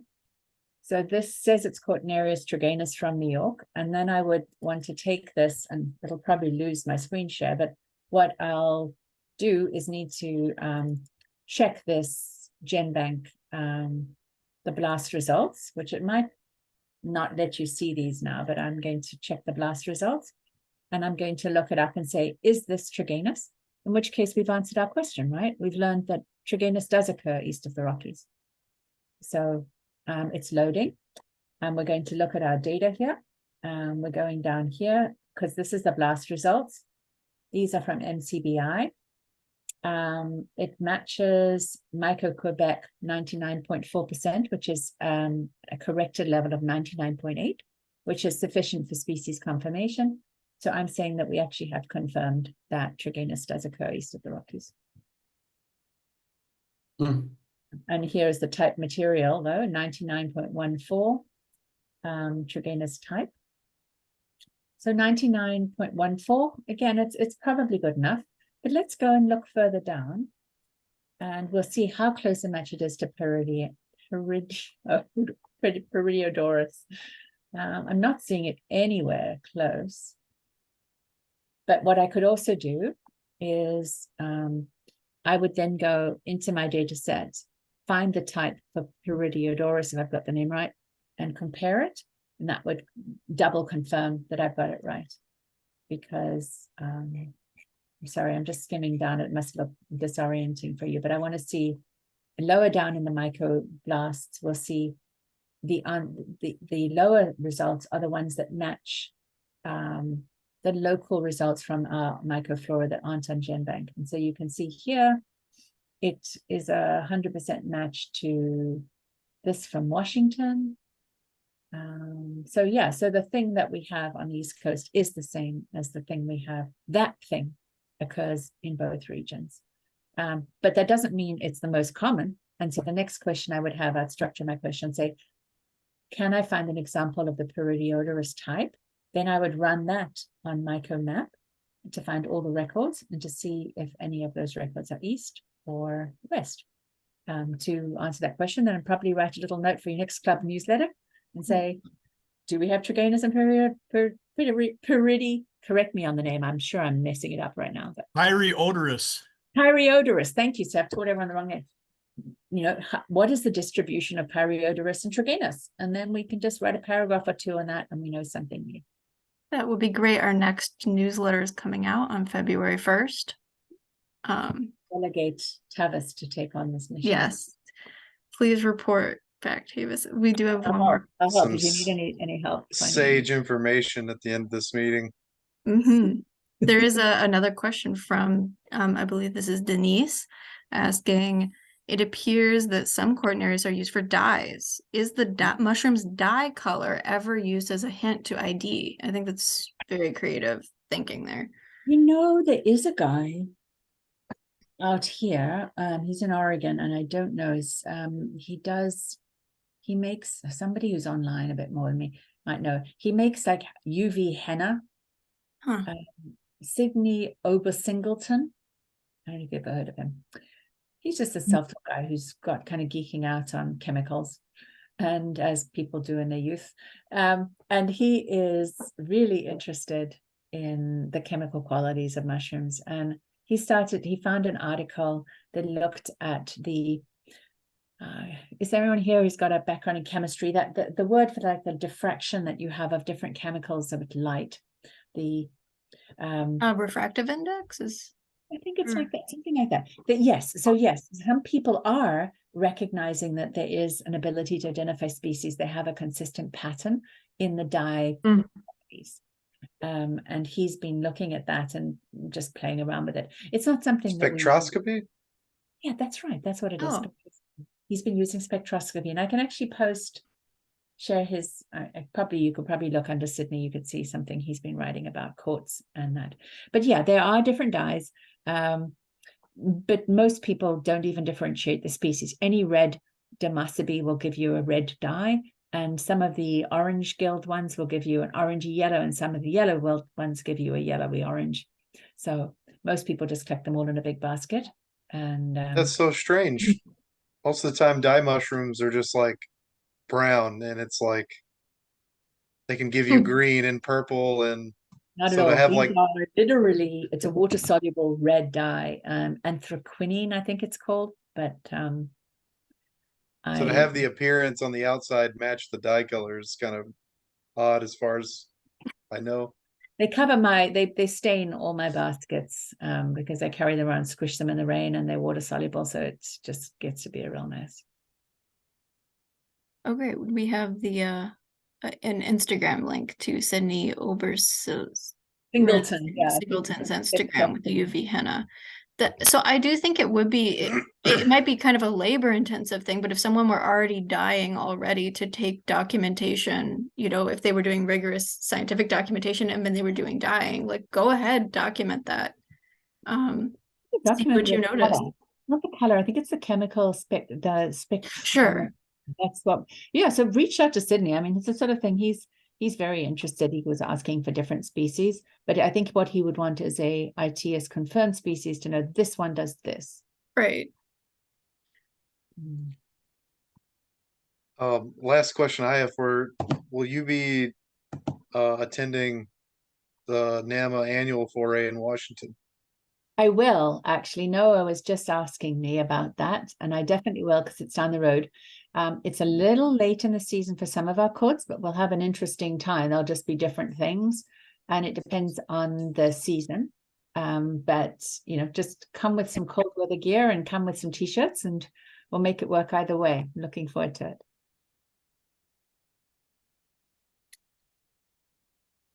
Awesome. And I feel like our cold weather gear, we'll dress for spring. No, it's a beautiful area. I was there last year. It's one of the most beautiful sort of in between volcanoes, and really beautiful and often huge areas of forest. So I'm looking forward to it. It's one of my favorite court hunting grounds. For anyone who doesn't know, this is NAMA, as in the North American Mycological Association, and it's going to be the very first day of that event is going to be Halloween next year, or this year rather. Oh, I didn't realize that. Yeah, and Memphis TBD. It just depends, because I'm off to visit my family in South Africa this summer, so I'm not sure how my work will care about me by then. Sure. Well, I for one am going to try to show up to the Cortinarius group. I think that sounds. I've got a very busy week in my work this week, but I've been talking about it, and I'll probably schedule something for early February. Okay, cool. Well, the first step is, I think, as you said, joining the Facebook group. Yeah, and as I said, just keep your expectations down average. You're not going to get an answer for everything. I often fear these people come with sort of a browned out old telemonia and go, "Tell me what it is. It's from New York." And this sounds to me more like a journal club. Like we're exploring, right? We're not finding immediately. Yeah, exactly. Well, we actually are, surprisingly, once it's in certain areas, we're getting good. There's proof of this works, because somebody says there's a culinary focus. Don't share the culinary one. Oh, Anamafari in Arizona. Oh, that's a culinary focus. Okay. Yeah, and then so that's the regional foray they're having is in Arizona this next year, and they're really hitting hard on like the cooking the mushrooms. Although it'll still do, yeah, the rest of it. You're like, ah, that doesn't cover Cortinarius, great. Not enough. And then the annual one is going to be in Washington State. So That's exciting. Well, I'm on the Cortinarius group, and I've always been hesitant to add anything. So what I have in my notes here is I have 39 species of Cortinarius in Wisconsin that I'm confident that I've got ID'd correctly. Incredible. You only got 33 on INET. So what happened to those extra 6? Because I use MO, I don't use because INET. Tavis is hoarding his information. Called out. Yeah. Called out. You know, Yeah. I hoarded too. I mean, it's not hoarding if you use a platform you love. So I don't think That's it's true. I'm kidding. But but I'm saying it right because I actually kept all my data because I felt, you know, I've spent $5,000 of my own money to sequence my courts before these microflora things. And now the microflora comes back. Sometimes it's spot on, sometimes a bit noisy. So I haven't found an easy answer. So I was a bit selfish and I hung on to it, didn't post it. But I found that the value of collaboration, even with a broad audience, so makes up for it. So I've been trying to upload all my photos and stuff, and you know, hopefully a broader interest and investment in courts. You know, so floats everybody's boat. Well, I'll start shoveling them into that court group as well. I've got, I'd like I love to said, see them. I'm super 30, excited. 39 I'm confident with. I've got about 10 or 12 that I'm adding Aphenis to because I'm sure they're European names. And then I got a folder titled Mystery Cortinarius, and I got a ton in there. A ton. Anecdotally, we have a lot of Cortinarius. And you kept them all? You've got sequence collections, or these photographs you've... I've got photographs and dried specimens and spore prints. I've kept it all. Come on, invest in this guy's collections getting sequenced. We need them. This is a goal for us. We're actually, so the club is starting DNA sequencing as a whole This year. focus for one of our science committee, and Oh, that's amazing. bringing more and more of it.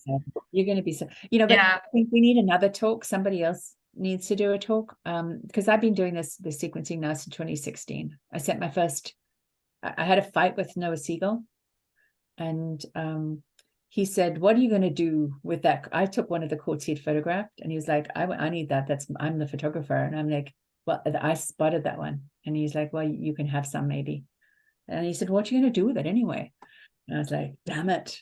You know, I'm going to get this sequenced, but I don't have a background in biology. I'm like a sociology major. So I Googled and I found a lab in Spain, and I sent this thing off, and they sent me a barcode. And then I was like, holy hell, what do I do with this? But it worked, and I identified Cortinarius napus, which is on my website. It was the first mushroom I used, got a sequence. No one told me how to do it. And that really opened the doors. That's badass.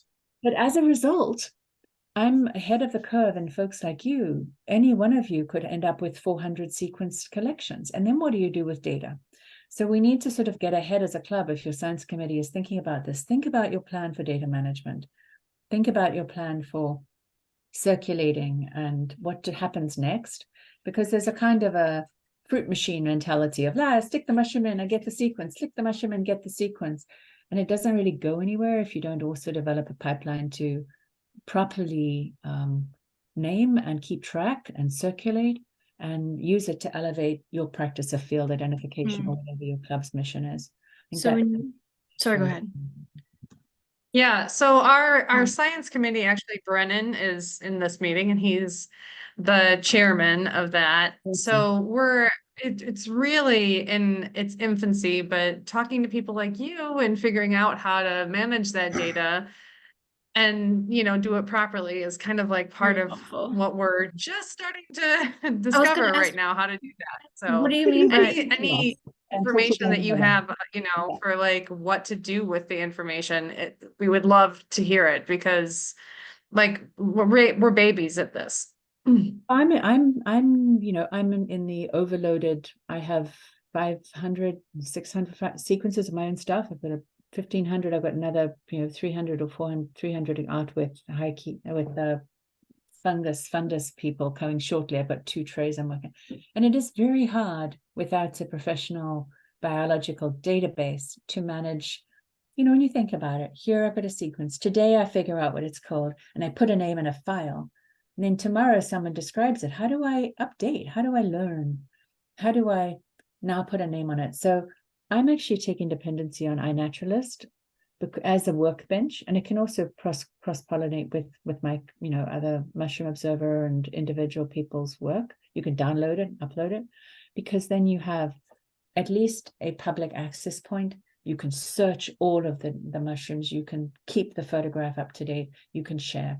But I don't know if that's the long-term solution, but it's not sustainable to manage all your sequences in one file, because Brennan will become the only one who has access to it, because everyone else will get confused. And then after a while, Brennan will go, I have a day job, I have a life, and he will flee. Will he? Yeah, that's kind of what we're hoping, is that we can make something that essentially is like, no matter who's the, chairperson of that committee, it will be able to be passable and manageable, no matter what we do. And hopefully, like, having our members and other citizens be, contributors to it. If you want, because I tried to scale this at my club last year, and it's been a bit painful. Because I ended up doing everybody's homework, and it scales very quickly. Everyone likes putting mushrooms in bags to get sequenced, and nobody wants to do the rest. So what would you say are, like, if you were to boil down like the 1, 2, 3, 4, 5 steps of the rest? If that's a reasonable question, feel free to tell me it's not a reasonable question. You mean managing the pipeline of sequencing? Yeah.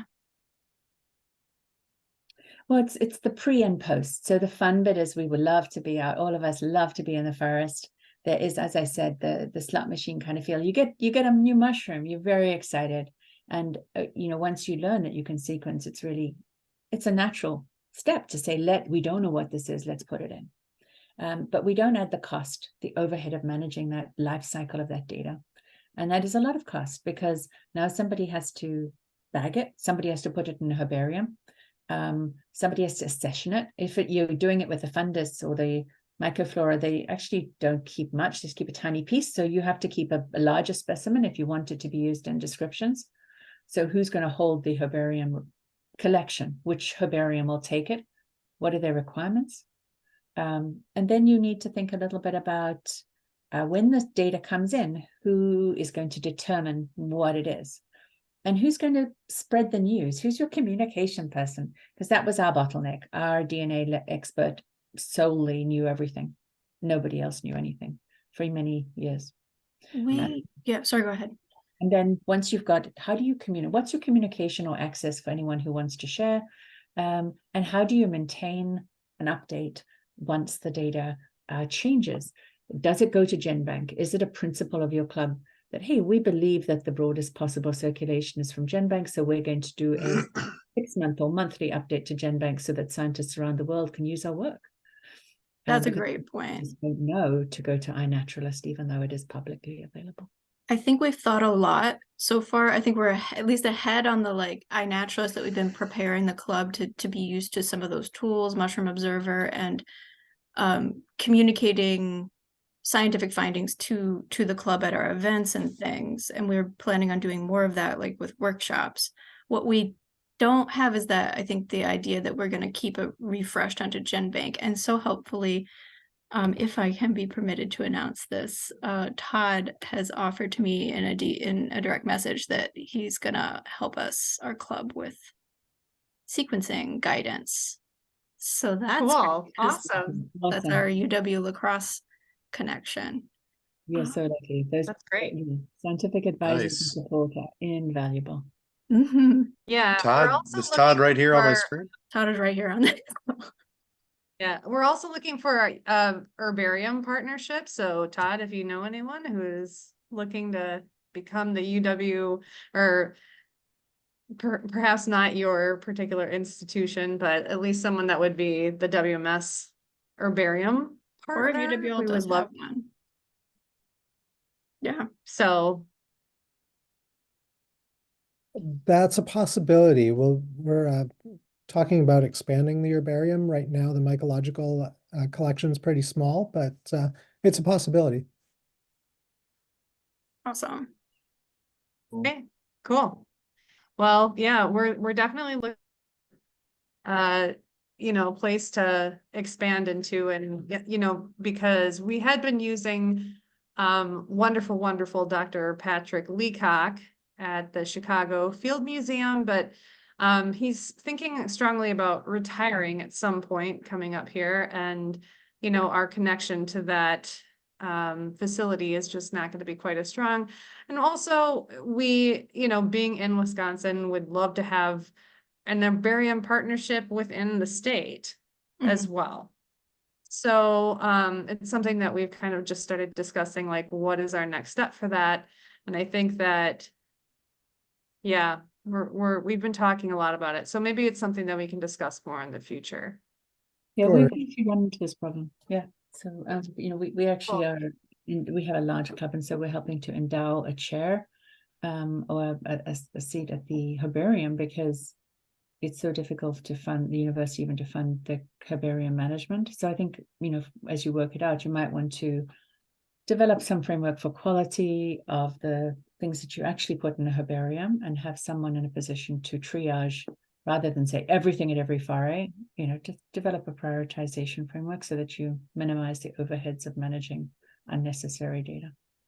Yeah, we've already kind of discussed that too, that the science committee is going to be talking about exactly what we want. And, Tavis is kind of, and I know I've seen some people type in the chat that it says give Travis a grant for sequencing. His name is Tavis. But Let's go, Travis. Let's go try.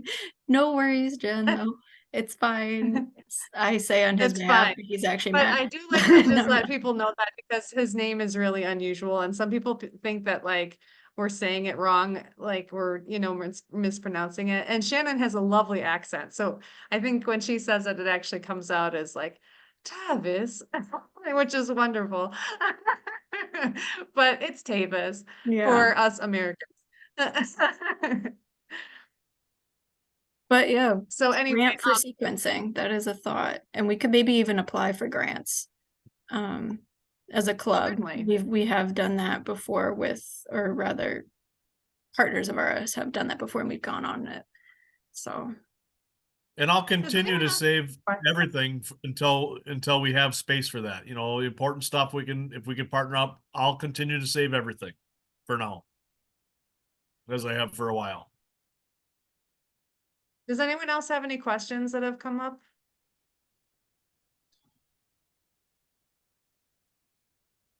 Let's see. No? I was curious on that other dark purple Cortinarius that was misidentified as Violaceus. I don't have anything in my notes of another dark purple one. So I'm kind of curious. Solitarius. I got you just in time. Solitarius, according to Micro Quebec. Now I looked, and there's only 2 records, but they're from, I think, Iowa. But I think it's because, or maybe it's Idaho. I have to look again. If you look at on INET for sequenced examples, Solitarius, and definitely there were 2 observations that look very like it. It's a really glaucopoid, which means it's sort of this streaked, watery kind of cap appearance, and it's bulbous, compact, and it doesn't have the scales. So a Violaceus is a really distinctive, scaly kind of. For sure. Yeah, I'm not familiar with that one. I'll have to look into that a little bit, but I don't think Maybe it's in your unknown ports folder. Who knows? Me. I put the link to the iNaturalist page in the chat, and I'm waiting on. Yeah, I'm curious what you think. Yeah, when is your Cortinarius season out there? Mid-July through mid-September. It's our mycorrhizal season, in a way, is what we call it. I just call it Cortinarius season. There's a couple courts that'll come out in June, but for the most part, it's mid-July to mid-September. Okay, well, I'll have to make a plan sometime. Not sure this year, but yeah, I would love to come out that way. Yeah, we have 4 big retreat forays a year. You could come to beautiful Bayfield to camp. That's like the tippy top of the state, way up there. Your map up there. Yeah, I do have my reference map up there. Yeah. Unless you like something with a little less rustic flair, and then you might want to think about coming to, like, Cable. Northwoods. Northwood, or yeah. maybe- Northwoods Cable. Yeah. Something like that. Well, I think we should probably call it, just because we've been talking for a while now. We started at 6:30 and it's like 9 o'clock at this point, which is great. Because, that means that we've had like a lot of interaction and a lot of information and stuff. But, thank you again so much, Shannon, for doing your Pleasure. talk today. I think everyone can agree it was awesome. Like it was Awesome. really, really Yep, very good. Yes. jam-packed. Thank you. Love the engagement. I'm seriously one of my best clubs because I almost never have folks chatting afterwards, and I love it. It's really valuable, and I actually What a love it. shame. Yeah. Yeah. And then as far as Shannon, the events that Mariah's talking about, if you're interested in coming to any of them, just let us know. We would love to have you. They're on our website, which is just wisconsinmycologicalsociety.org. And all you got to do is click in on the events section, and the retreats are all up there. For 2024, we haven't decided a schedule for everyone to know about as far as our day forays yet. That should probably be up in about a month or so. We should probably have everything sort of nailed down. And then we do, other than DNA, we're going to be doing a few more newsletters this year. So that should be exciting for people. And we've got a TikTok channel now, Shelby Dutcher. So for anyone who wants to see our very first TikTok, Oh, I'm gonna dear. play it actually. Ready? Okay, Let's see yeah. if my computer actually does this correctly or not, or if it's gonna be like, There's I'm broke. there's 3 of them now. Oh, there's 3 of them now up there. Sure, but this is, oops. Oh, make an account maybe. Yeah, trendsetter. Whoa, league of my own, it don't get better. No, read what I wrote, I'm a bestseller. Yeah, What's read dead center, hit it dead center. Bullseye, hit it the most, it's no missy. It's something like fishing up. So that's it. Yep. And thank you, Shelby. It's so awesome. I love it so much. That song sounds so weird on an actual computer and not just on my phone. It sounds kind of shitty. Oops. Well, I love it. I think it's That's great. So also- well done and starting us on TikTok channel. Everyone follow us on TikTok if you want to see what more Shelby's going to put together for us. It's going to be great. What songs can we put Cortinarius to next? We'll be Well, they have, it's like if you go, I know you have the login and stuff, Mhm. Mariah. So if you go play around and like act like you're gonna make a video, you can see all the sounds they have. It's just like really hard you gotta play each one to figure out what you want, and I don't have that No. much patience. Upload your own music, Shelby? What? Can you upload your own music? No. Oh man. Because there are some mushroom songs out there, but I've got to go, everyone. All right. Shannon, thank you very much. That was awesome. My favorite one of the year. All right, goodbye, everyone. And we have a question. Did you guys release the Christmas video yet? Oh, we had 0 submissions for the Christmas singing singing. thing. So, yep. So If there somebody will be sends- no. if somebody I didn't sends even in know. I really wanted What? to do it, but I just kept procrastinating, and then all of a sudden Christmas already happened. I had no Yeah. idea. we can collect them Yeah, up for we next year. We asked people to sing a 12 Days of Christmas song but with mushroom mushroom stuff. We made instead it of, up. yeah. Oh, Nobody is the did lyrics it. already Sorry, guys. released? Maybe none Yeah, of us they're can on, sing. Sorry, I said maybe none of us can sing. Speak for yourself. maybe. I I think I've heard some people Oh. here sing actually. Some people do a good job. Anyway, so yeah, no 12 Days of Christmas singing though. And yeah, so we've got lots of good stuff coming up though this year. More mushroom dinners, a tie-dye event, a craft day, lots of stuff. It's gonna None be of good. those It's with gonna be a good release year. dates yet, so look out for the email I'm gonna inevitably send. Still That gunning says- for an island foray. Oh, Washington Island foray, Rock Island foray, yeah. Rock Island foray. Same thing. Yeah. You know, It- we do know. sometimes do those impromptu like meetup days or whatever, so we can keep that in mind too. Well, All anyhow, right. it's good to see y'all. It's good to see everybody. Yeah, very good to And see everyone. And again, Shannon, thank you so much for making this a great day for us. No, absolutely a pleasure. So and we'll great. see you in the Cortinarius groups. All right. Well, Night, keep in y'all. contact then about everything, and we'll hopefully see you at some of our events coming up. Yeah. All right. Bye, everyone. Good night. Bye, good night. Thank you all so much. Good night.